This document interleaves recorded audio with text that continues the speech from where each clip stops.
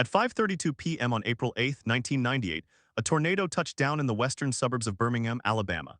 The National Weather Service in Birmingham had already issued a tornado warning at 5:15 p.m. A supercell thunderstorm moving northeast across Jefferson County had been showing rotation on radar. The warning went out to local emergency management agencies, law enforcement, and media outlets. Sirens were activated in some communities. But not all sirens were tied to the same system. Not everyone heard them. At 5:33 p.m., the tornado crossed Interstate 20 near the Oak Grove community. Witnesses described a black swirling column hidden inside a heavy curtain of rain. The tornado was rain-wrapped. It was nearly impossible to see until it was right on top of you. The first structures struck were homes in a rural subdivision. Roofs were ripped off. Walls collapsed. Cars were tossed into fields. The tornado was moving at approximately 50 miles per hour, carving a path nearly a mile wide in some places. At 5:35 p.m., the tornado entered the town of Pleasant Grove.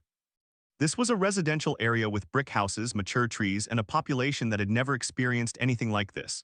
The tornado was now at F4 strength, possibly F5. It demolished the Pleasant Grove Elementary School. The school was empty because of the time of day, but the building was torn apart. The gymnasium roof was lifted clean off. Steel support beams were twisted like wire. At 5:37 p.m., the tornado struck a McDonald's restaurant on the edge of town. The building was flattened. Cars in the parking lot were thrown into a nearby pond. Several people inside the restaurant had taken shelter in the walk-in freezer. That freezer was one of the only structures left standing on the site. They survived. Others who tried to flee by car did not. At 5:40 p.m., the tornado hit the community of Edgewater, a tight cluster of houses and small businesses. Here the destruction was total. Frames of homes were swept from their foundations. Trees were debarked. Vehicles were wrapped around utility poles. A church that had been holding a Wednesday evening service was torn apart while the congregation was inside. The pastor had announced the tornado warning, but there was no basement in the church. They huddled in the sanctuary's interior hallway. When the building collapsed, several people were killed. At 5:45 p.m., the tornado slammed into Pratt City, a denser neighborhood on Birmingham's western edge. This was a working-class area with older homes and brick apartment buildings. The tornado's core was now at its strongest. It tore through a strip mall, ripping out the front walls of a grocery store and a pharmacy. A fire station was damaged. Firefighters were inside when the roof caved in. 2 firefighters were injured. A third was killed when the engine bay collapsed on top of him. At 5:50 p.m., the tornado crossed into the Ensley and West End neighborhoods. Here the terrain became more urban. The tornado stayed on the ground, still producing F4 damage. Apartment buildings had their upper floors sheared off. A high school lost its auditorium roof. Power lines were down across entire blocks. Gas lines ruptured. Fires began to break out in the debris. At 5:55 p.m., the tornado reached the downtown Birmingham city limits. It began to weaken as it encountered the city's urban heat island and uneven terrain. But it was still powerful enough to tear roofs off buildings in the 5 Points South area. A parking garage partially collapsed. Glass windows were blown out of a high-rise hotel. People who had been watching the storm from windows were blown back into their rooms. At 6:02 p.m., the tornado lifted for the final time northeast of downtown near the intersection of Interstate 59 and Highway 78. In 30 minutes, it had traveled a path of 30 miles. 32 people were dead. Over 260 were injured. Thousands of homes were damaged or destroyed. The damage was estimated at nearly $500 million. What happened? The storm that produced the Birmingham tornado was part of a larger outbreak across the southeastern United States that day.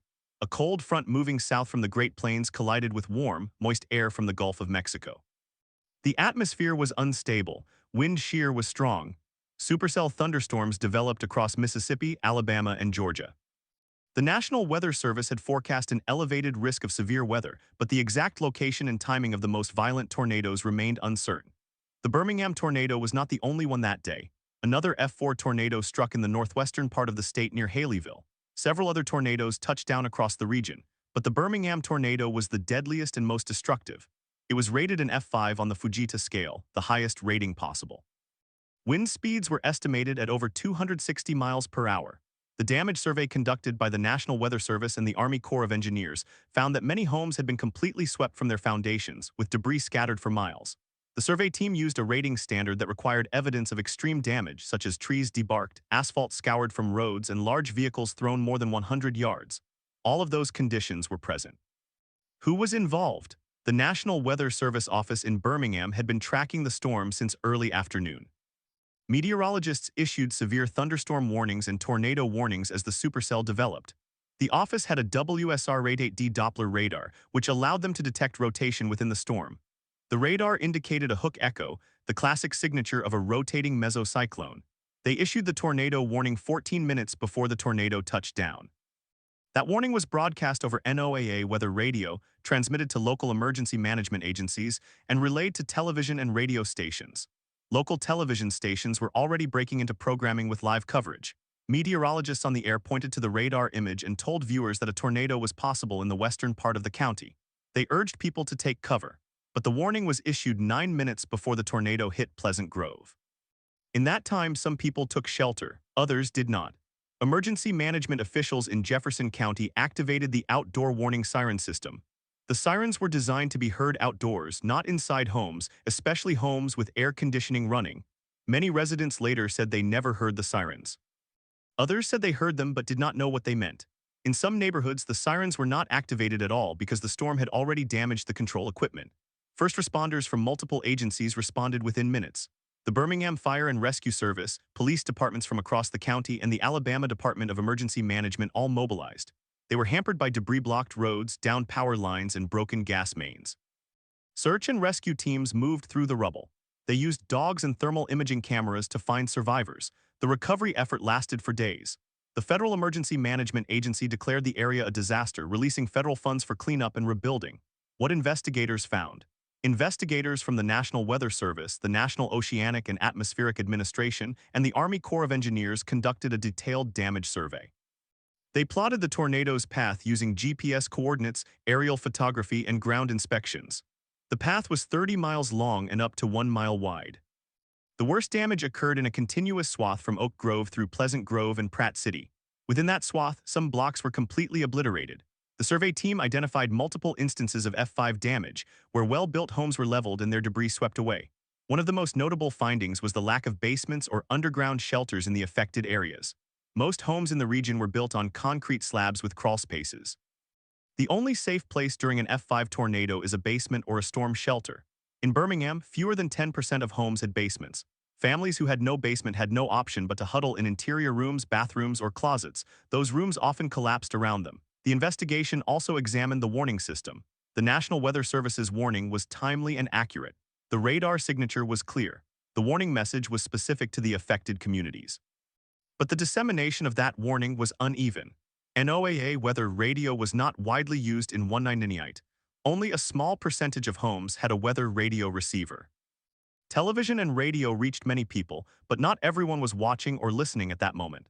The siren system was inconsistent, and many sirens had been turned off or were not maintained.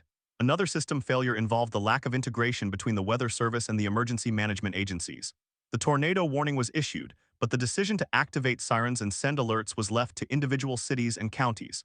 Some jurisdictions activated immediately. Others took several minutes. Some had no working sirens at all. The result was that many people had no warning at all until they saw the tornado itself. Why the event still matters. The Birmingham tornado of 1998 became a turning point in the way tornado warnings are communicated and received in the United States. In the years following the storm, the National Weather Service began a push to increase participation in NOAA weather radio. They offered grants to schools, hospitals, and other public buildings to install receivers. The program, now known as StormReady, was developed to help communities prepare for severe weather. It requires communities to have multiple ways to receive warnings, to have a trained spotter network, and to conduct regular drills. The event also highlighted the vulnerability of homes built on slabs in tornado-prone regions. Building codes were revised to require stronger tie-downs between roofs and walls, and between walls and foundations. Some local governments adopted stricter standards for new construction. Public awareness campaigns urged homeowners to install safe rooms or community tornado shelters. The Federal Emergency Management Agency began promoting the concept of a safe room, a small interior room fortified with reinforced concrete and steel. Meteorologically, the Birmingham tornado contributed to research on the behavior of rain-wrapped tornadoes. Radar technology improved, and forecasters learned to look for subtle signatures in the velocity data that indicated a tornado was on the ground even when it was not visible. The tornado also accelerated the use of spotter networks, where trained volunteers report what they see on the ground to confirm radar indications. The human consequences remain the most sobering part of the story. The 32 people who died left behind families and communities that were forever changed. Many survivors carried the trauma for decades. The neighborhoods that were devastated rebuilt, but not all the way. Some blocks remain empty. Some families never returned. The Birmingham tornado is remembered as a stark lesson in the gap between a good warning and a received warning. A warning is only effective if it reaches people in time and if those people understand what to do with it. In 1998, that gap was wide. The work to close it continues. At 4:35 p.m. on April 8, 1998, the Birmingham National Weather Service issued a tornado warning for western Jefferson County. The warning was specific. A severe thunderstorm capable of producing a tornado was moving east-northeast at 35 miles per hour. The hook echo was unmistakable. Meteorologists watched the radar display as the rotation tightened. At 4:38 p.m., a spotter in the town of Oak Grove reported a funnel cloud. The tornado touched down at 4:43 p.m. The first structure it struck was a brick house on Rock Creek Road. The house was leveled. The family inside survived because they had taken shelter in an interior bathroom. What happened next is a study in how quickly a well-forecasted event becomes a catastrophic failure of communication. At 4:44 p.m., the tornado entered the Oak Grove community. There were no sirens sounding in Oak Grove. The siren system for that area was operated by the county but had not been activated because the emergency management dispatcher was waiting for a confirmation from law enforcement that a tornado was on the ground. That confirmation never came in time. The tornado was rain-wrapped, meaning it was hidden by a curtain of heavy precipitation. The first visual sighting came from a sheriff's deputy who saw the tornado just as it crossed Highway 78. He radioed dispatch at 4:45 p.m. Sirens were activated in some parts of the county at 4:46 p.m., 3 minutes after the tornado had already touched down. By 4:47 p.m., the tornado had reached Pleasant Grove. In the subdivision of McDonald Chapel, a neighborhood of modest single-family homes, most residents had no warning. Some later said they heard a sound like a freight train and ran to their bathrooms. Others had no time to move.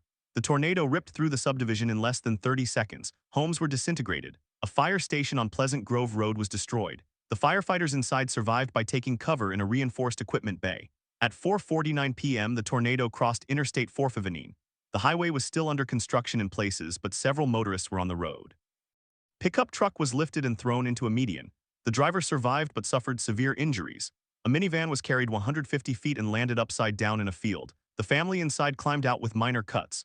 The tornado did not discriminate between houses and vehicles. At 4:51 p.m., the tornado struck Pratt City, a densely populated area near downtown Birmingham. Here the damage was the worst.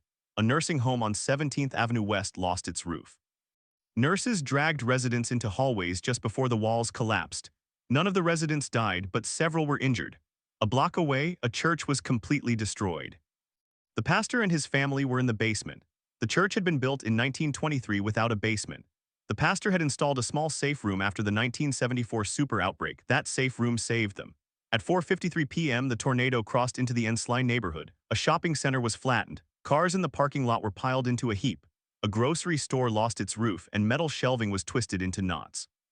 Employees and customers huddled in a walk-in freezer. They heard the roar, felt the pressure change, and emerged to find the store open to the sky. At 4:56 p.m., the tornado began to weaken. It lifted off the ground at 5:03 p.m. just east of the Birmingham city limits. The total duration on the ground was 20 minutes. The path was 32 miles long and up to 1 mile wide. The maximum wind speeds were estimated at 260 miles per hour, consistent with an F5 rating.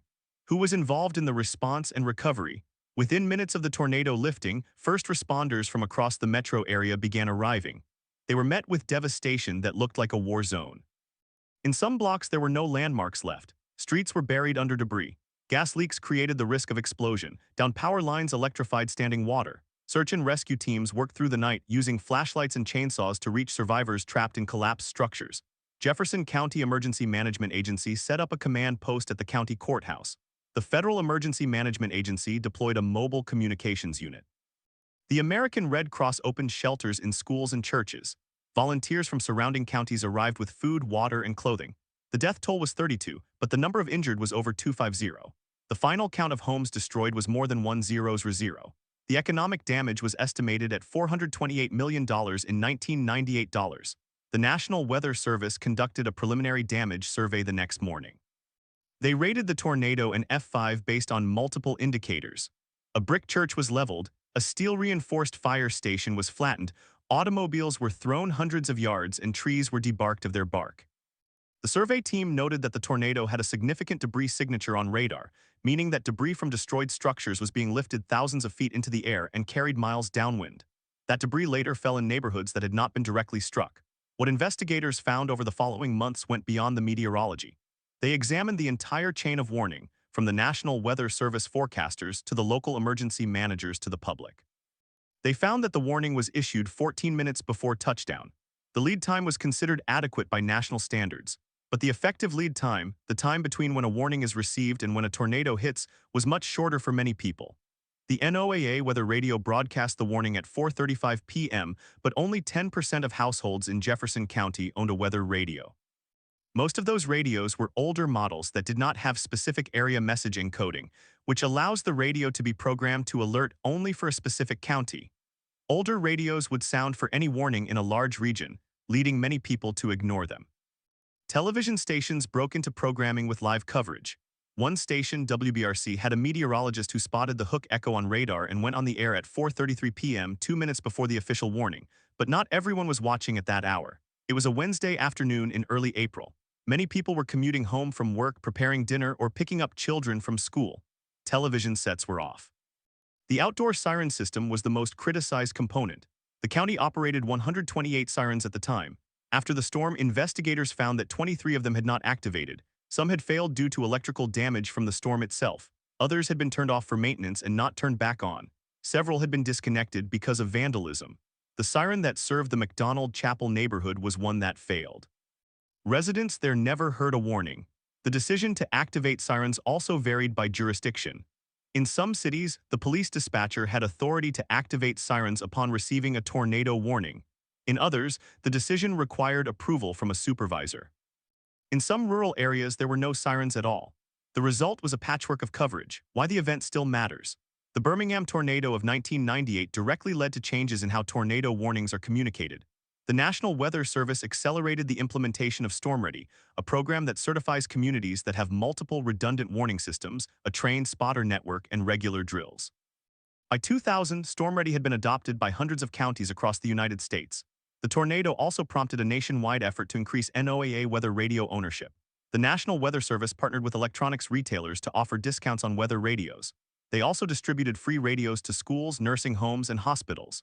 The specific area message encoding system was improved, and new radios were required to be programmable for individual counties. Local building codes in Alabama were revised. The state adopted the Standard Building Code, which required stronger connections between roof trusses and walls. Some cities in the tornado-prone areas of the state began requiring that all new homes have a safe room or an interior reinforced closet. The Federal Emergency Management Agency released guidance on how to construct safe rooms that could withstand an EF5 tornado. But the adoption of these codes was voluntary in many jurisdictions, and enforcement was inconsistent. One of the most significant changes was in the emergency management structure. The Jefferson County Emergency Management Agency created a unified warning activation protocol. The decision to sound sirens was no longer left to individual dispatchers. Instead, a direct link was established between the National Weather Service radar and the siren system. The system could be activated remotely by the Weather Service if a tornado warning was issued. That system is still in use today. The human stories from Birmingham remain a reminder of what is at stake when warning systems fail. One survivor, a woman named Mary Alice, lost her husband and 2 children in the Pleasant Grove neighborhood. She had been in the kitchen when the tornado hit. She was thrown into the backyard and survived with a broken leg.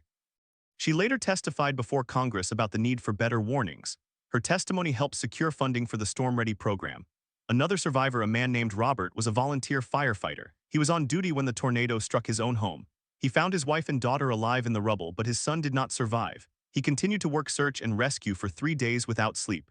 He later became an advocate for community tornado shelters. In 2001, the National Weather Service upgraded its Doppler radar network to include dual polarization, which allows forecasters to see debris signatures in real time. That technology was directly influenced by the Birmingham tornado, where the debris signature was observed but not fully understood at the time. Today, dual polarization radar is standard across the United States and has improved lead times for tornado warnings. The Birmingham tornado also changed public awareness. Schools began holding tornado drills more frequently. Media outlets started broadcasting continuous coverage of severe weather. The phrase "take shelter immediately" became a standard part of tornado warnings, replacing vague language like "seek safe shelter." The National Weather Service also encouraged the use of tornado emergency for the most extreme situations, a term that was used for the first time during the 1999 Oklahoma tornado outbreak. But the most important lesson from Birmingham is that a warning is only as good as the system that delivers it. In 1998, the system had gaps. The radar was excellent, the meteorologists were skilled, but the sirens failed, the weather radios were not widespread, and the chain of command was slow. The result was that many people died without ever knowing a tornado was coming. Today, the gaps are narrower but not closed. Weather radio ownership has increased but remains below 50% in most states. Sirens are still not universal, not all homes have safe rooms.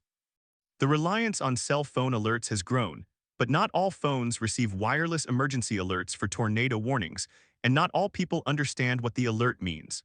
The Birmingham tornado of 1998 stands as a warning itself. Reminds us that technology alone does not save lives. The warning must reach the person must know what to do, and the person must have a safe place to go. When any of those links break, lives are lost. The work to close that gap continues. Every year, new communities adopt StormReady. Every year, more safe rooms are built. Every year, forecasters get better. But the memory of that April afternoon in Jefferson County remains a powerful force for change. 32 people died. Their deaths were not in vain if the system improves, and it has improved. But the question that lingers is whether it has improved enough. At 6:03 p.m. on April 9, 1998, 2 hours after the tornado had passed, the first coordinated search and rescue teams entered the McDonald Chapel neighborhood. The scene was not what most had imagined. It was quiet. The only sounds were the hiss of leaking natural gas and the occasional clatter of a loose piece of roofing sliding off a pile of debris. There were no sirens, no screams. The silence itself was the first sign that something had gone terribly wrong. Utility workers had been dispatched as soon as the storm cleared. They reported that the power grid in western Jefferson County was destroyed. Entire substations had been lifted off their foundations. Telephone poles were snapped at the base. The only communication came from portable radios carried by first responders. The County Emergency Operations Center had lost contact with several fire stations. Commanders had to rely on runners, volunteers on foot or in four-wheel drive vehicles to relay information. The first rescue crews found survivors by listening. One firefighter, a man named Dale, recalled later that he heard a child crying from under what had been a living room. He and 3 others dug with their hands for 20 minutes.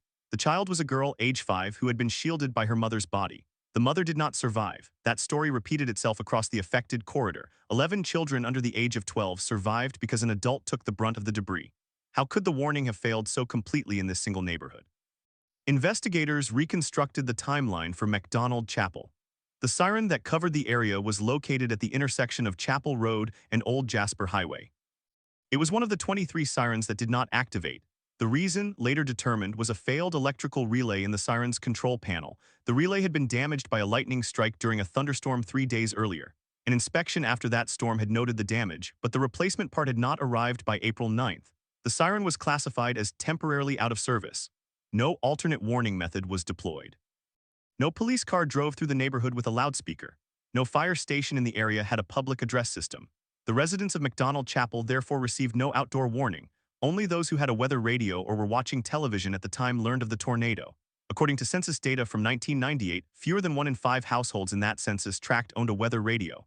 Most of those radios were older models that did not have specific area message encoding.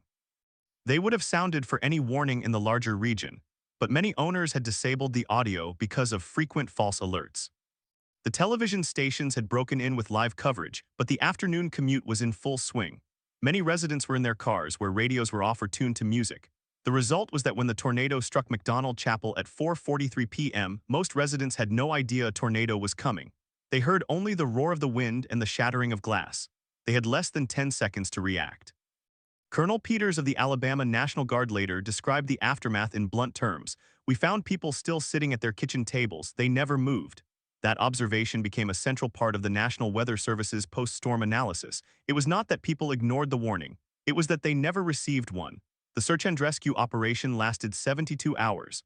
Over 2,000 personnel worked in rotating shifts.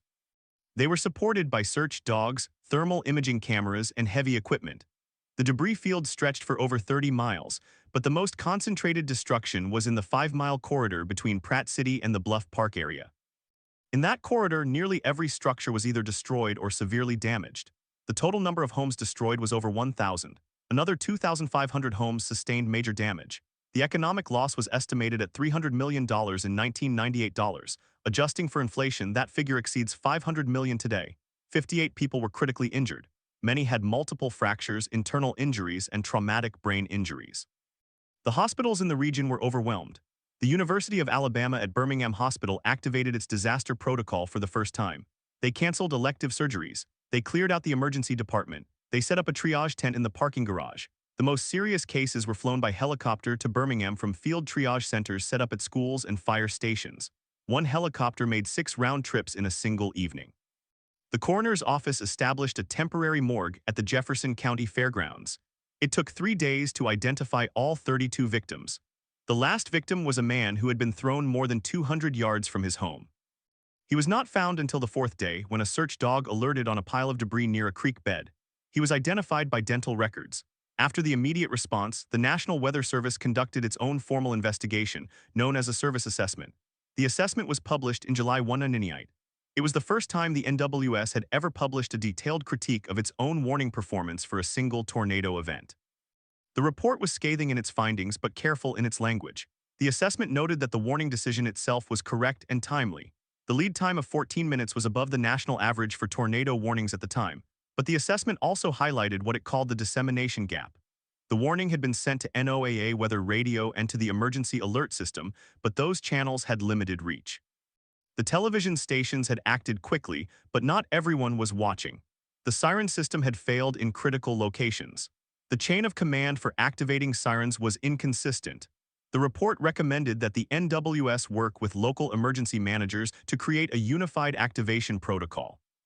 It also recommended that NOAA weather radio be upgraded and that the specific area message encoding system be made mandatory for all new radios. The assessment also contained a section titled Public Response.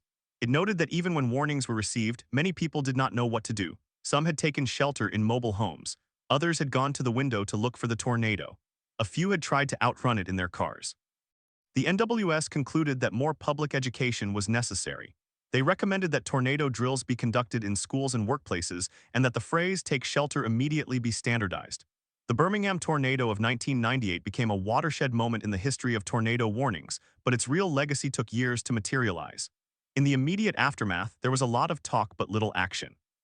The state legislature considered a bill to require that all new homes in tornado-prone counties include a safe room. The bill failed after lobbying from homebuilders. The Alabama Building Commission instead adopted a voluntary standard.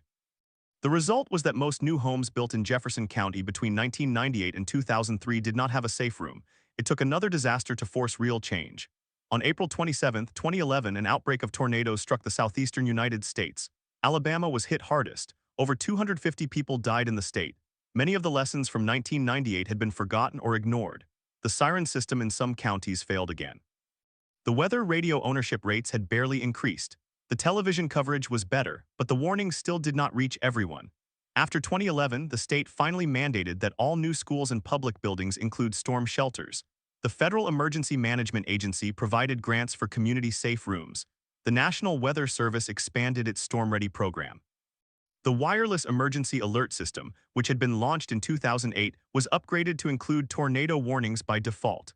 Today, every cell phone in the United States receives a tornado warning via a loud, distinctive tone, but even that system has limitations.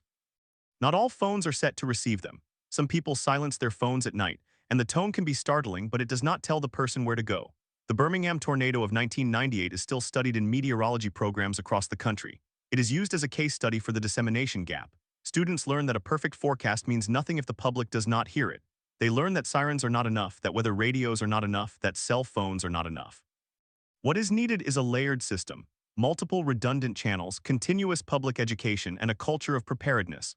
The survivors of that April afternoon have carried the weight of that lesson for over 2 decades. Mary Alice, who lost her husband and 2 children, now speaks at schools about her experience. She tells students, "When you hear the siren, do not wait, do not look outside, do not try to film it, go to the basement, go to the closet, go to the bathroom. Take your shoes, take your phone, but go." Robert, the volunteer firefighter who lost his son, helped design a community-safe room in his neighborhood. It took 8 years of fundraising and lobbying. The safe room was completed in 2007. It can hold 200 people. It has been used twice since then, both times during severe thunderstorm warnings. No one has died in that neighborhood since 1998. The unanswered question from Birmingham is not whether the warning system can be improved. It can, and it has been. The question is whether the improvements are enough for the next big event. Every year, the population grows. Every year, more people move into tornado-prone areas. Every year, more homes are built without safe rooms. The technology gets better, the forecasts get more accurate, but the human element remains the weakest link. At 4:43 p.m. on April 9, 1998, the Birmingham tornado touched down. It was a violent storm, but it was not a mystery. The Weather Service knew it was coming. The warning was issued. The failures were in the delivery, the equipment, the coordination, and the human response. Those failures cost 32 lives. The question that lingers is whether the system has improved enough to prevent that number from rising again. 20 years after the Birmingham tornado, the National Weather Service's Birmingham office upgraded its radar to dual polarization technology. That upgrade happened in 2012, a full 14 years after the storm. Dual pol radar allows forecasters to see the shape of debris in the air. It can distinguish between rain, hail, and actual fragments of a building. In 1998, the radar operator in Birmingham could only see reflectivity, the raw strength of the echo. He had no way to know that the bright spot on his screen was not just heavy rain but a house being torn apart. Today, a dual pol signature known as a debris ball is one of the most definitive indicators that a tornado is on the ground. The lead time on the Birmingham warning was 14 minutes. Today, average lead times for tornado warnings hover around 13 to 15 minutes, not dramatically better. But the confidence in those warnings is higher. Forecasters no longer hesitate to warn based on a debris ball. They know what they are seeing is real. The National Weather Service also changed how it issues warnings. Before 1998, warnings were county-based. A single warning might cover an entire county, sometimes hundreds of square miles. The Birmingham tornado cut a path through multiple counties, but the warning was for Jefferson County as a whole. That meant people in Clay, 50 miles away, were told to take shelter even though no tornado was near them. People in the direct path got the same warning as people completely out of danger. The system created complacency. If the warning never matches what you see outside, you stop heeding it. In 2007, the NWS switched to storm-based warnings. Instead of a county, a warning now covers a polygon, a specific area along the storm's projected path.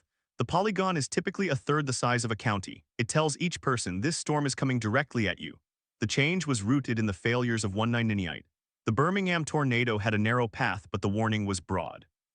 By narrowing the warning area, the NWS hoped to increase the urgency for those in the target zone and reduce false alarm fatigue for those outside it. But even polygon warnings have limits.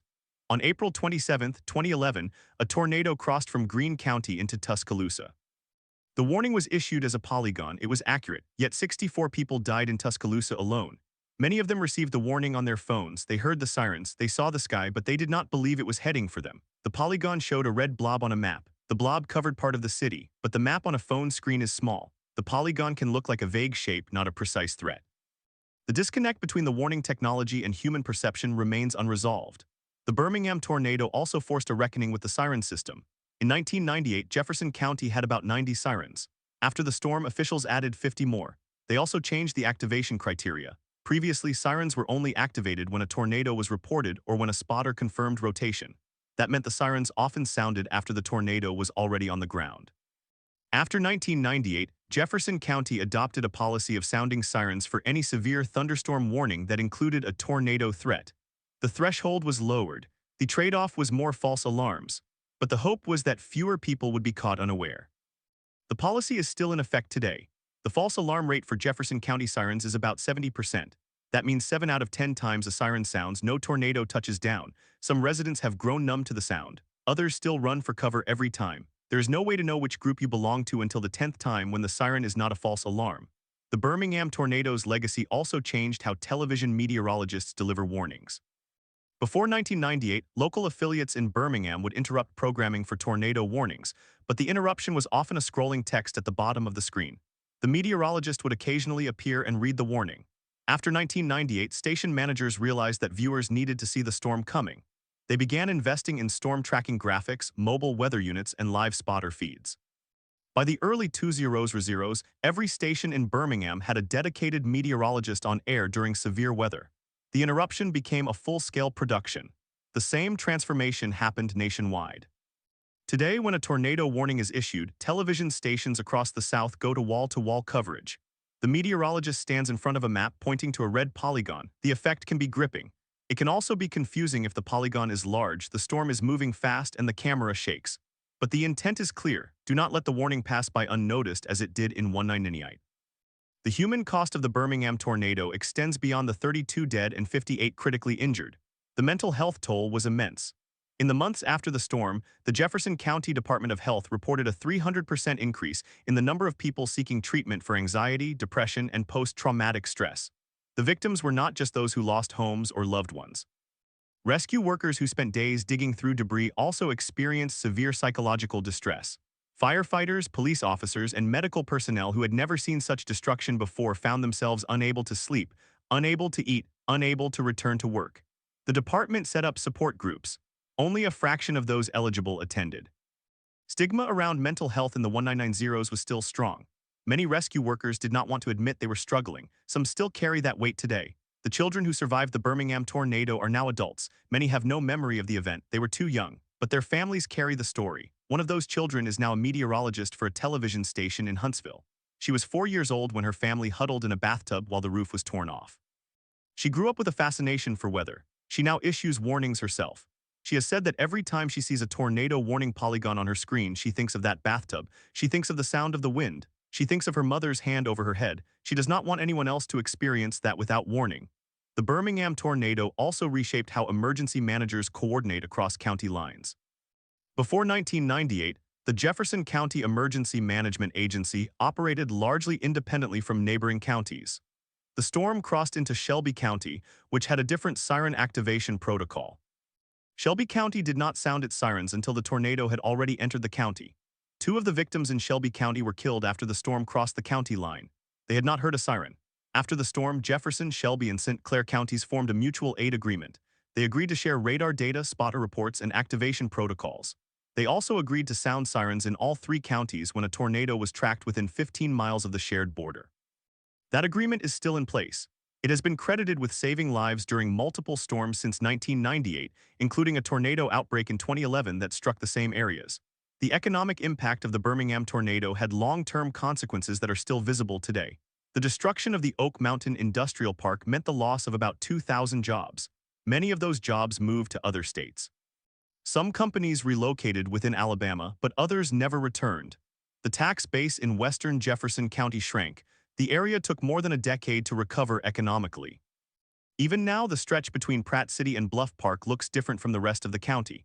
There are fewer commercial buildings. The residential neighborhoods that were rebuilt are less dense. Some lots remain vacant, the foundations still visible. The property values in the most heavily damaged areas never fully caught up to the rest of the county. The tornado created a permanent economic scar. The insurance industry also changed after Birmingham. The total insured loss for the tornado was over $200 million. Insurance companies paid out claims for total losses on over 1,000 homes. After the payout, many insurers in Alabama raised premiums for tornado-prone areas. Some stopped offering coverage in certain zip codes. Homeowners in western Jefferson County found it harder to get affordable insurance. The cost of rebuilding added to the strain. Some families could not afford to rebuild at all. They moved away. The demographic makeup of the area shifted. The tornado became a factor in the slow decline of some neighborhoods. The Birmingham tornado of 1998 was not the deadliest. It was not the largest. It was not the strongest. But it was the turning point. It was the storm that forced the National Weather Service to admit that a perfect forecast is useless if no one hears it. It was the storm that forced television stations to invest in live coverage. It was the storm that forced emergency managers to rethink siren protocols. It was the storm that forced communities to confront the cost of inaction. The lessons from April 9, 1998 are still being taught. They are still being ignored. They are still being relearned. The question that lingers from that afternoon is not whether the system can be improved. It has been. The question is whether the improvements will reach the people who need them most. The answer is not clear. In 2021, a study by the University of Alabama found that only 62% of households in Jefferson County owned a weather radio. That number is essentially unchanged from 1998. The same study found that the majority of people who own a weather radio never change the batteries. The same study found that over half of the respondents who had received a tornado warning on their phone did not take immediate shelter. They waited.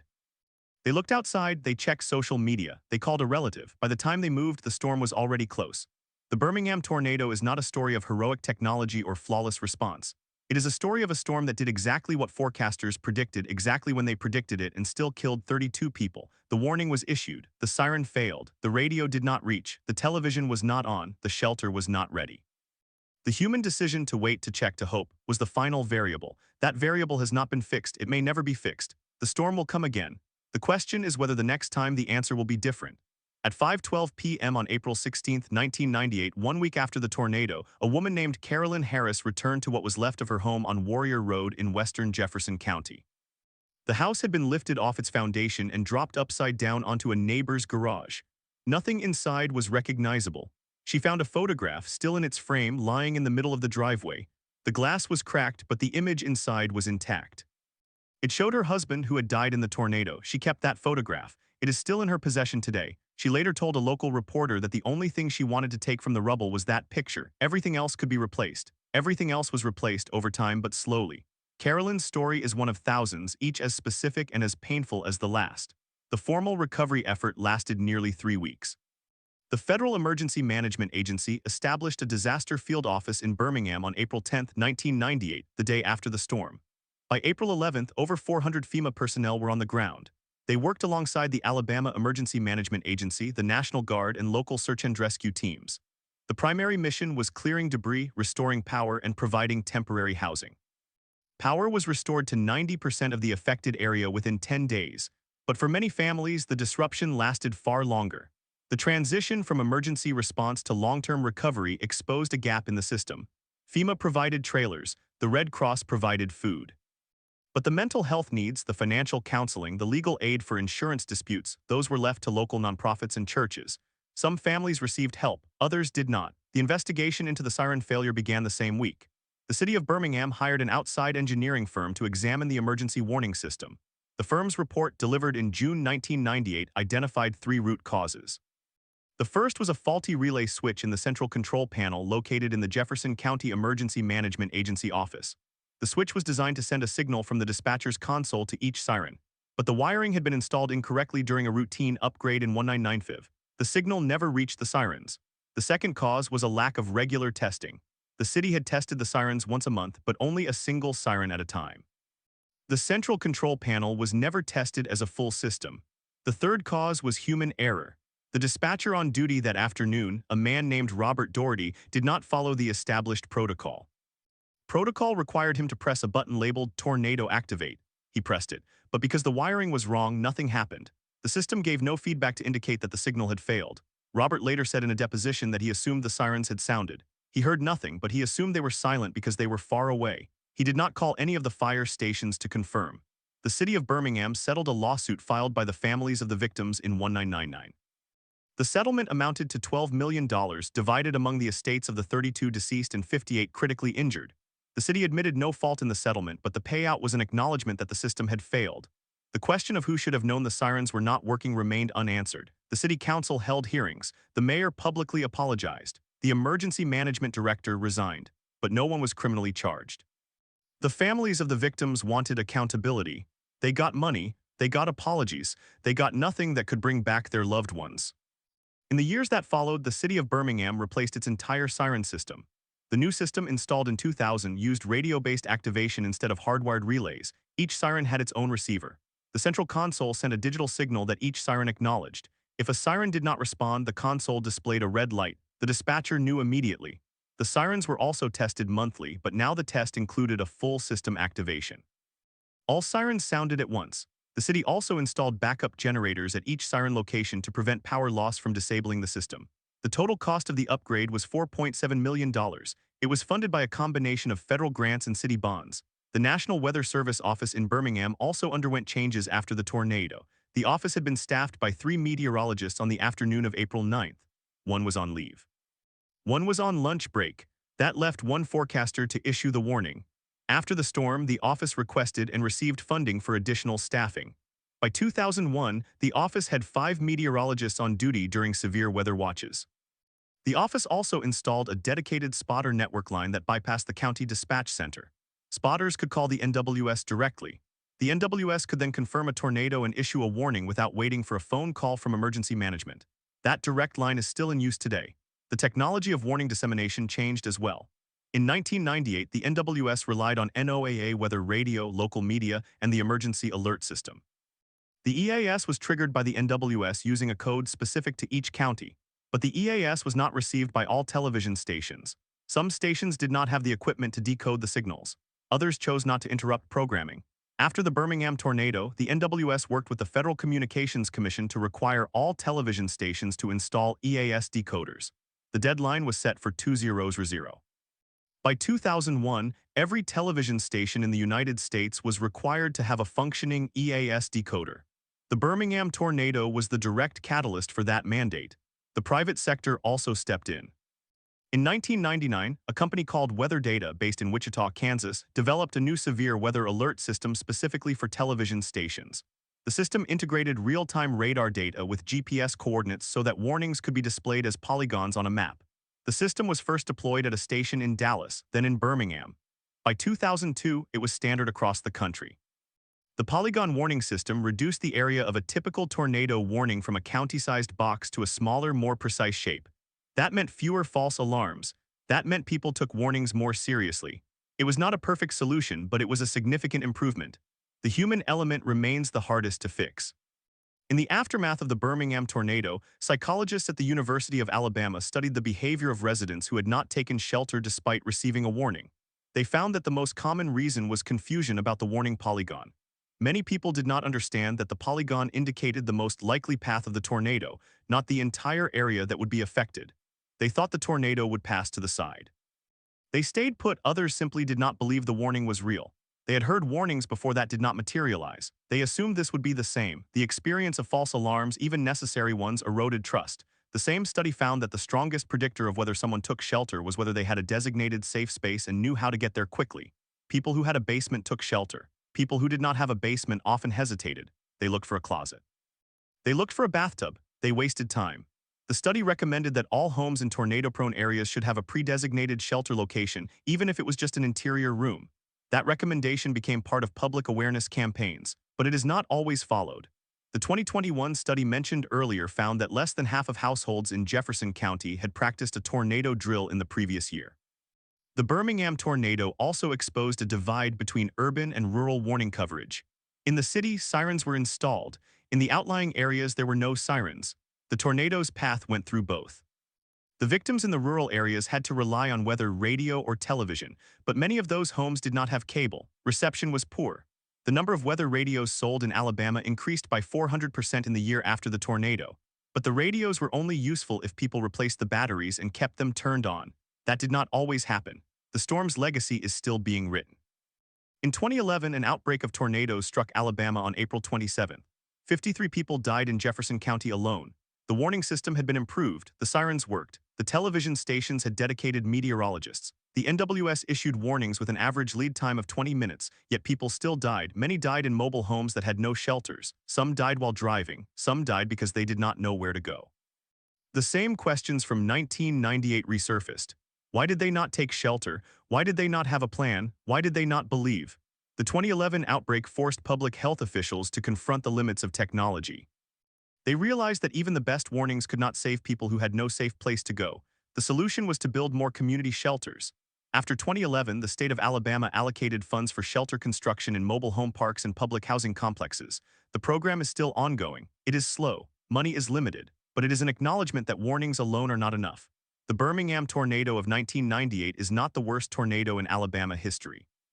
That title belongs to the 1936 Tupelo-Gainesville outbreak or the 2011 super outbreak.